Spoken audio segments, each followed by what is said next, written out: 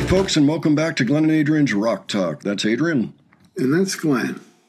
And a week or two ago, we did a video featuring PAU and a PAU cam at a warning show. And we thought, oh, this is great.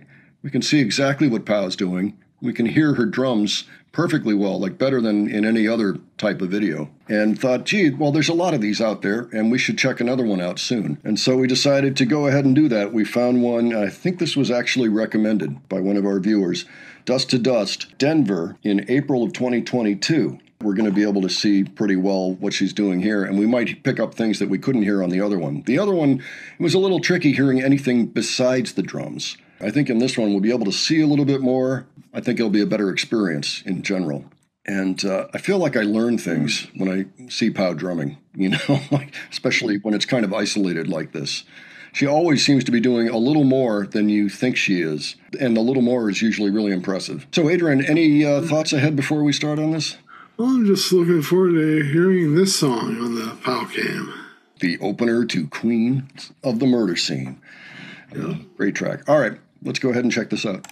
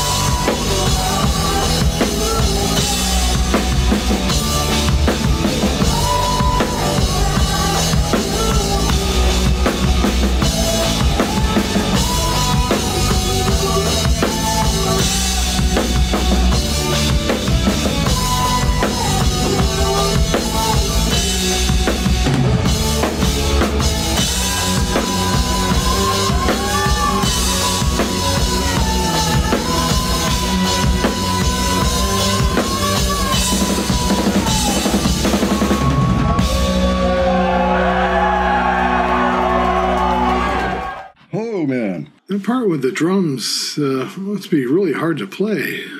Just seeing how much movement is needed to pull it off. Yeah, and she's the lead singer, too, in this song. It's amazing.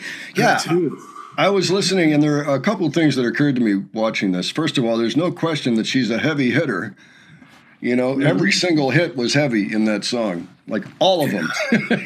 And the other thing I noticed, when she does a lot of this, you know, when she's singing, we know that this is kind of part of her style, you know, doing that. But I noticed, I mean, at the end of the you know, like that whole ramp up part before coming back to the breakdown with dust to dust, that's probably helpful in her keeping her equilibrium and being able to stay on the beat and keep the song on track. Just kind of let it flow a little bit at the end of something like that. And it's a good thing that she's got the mic stuck right to her like that. You know, that would be tough to do with a mic that was just on a stand in front of her while drumming. So I think even in more recent videos, she, you know, her playing appears to be more smooth. This video here is not quite like, you know, the early videos where PAU's like going all over the place or whatever. Right. More finesse, as I've called it before. There's a noticeable difference. I think it's just because she gets stronger as the years go by, and, you know, she doesn't have to put as much effort into hitting the drums. Well, there's two periods, two eras of the Warning. There's indie band and then signed national act with a major label. And what happened when they went into Error, they learned a lot about timing and playing as a band and getting really, really good to lock in almost unconsciously and to change things that maybe needed changing a little bit in terms of the delivery. You know, I think she learned to tone down a little in her playing style.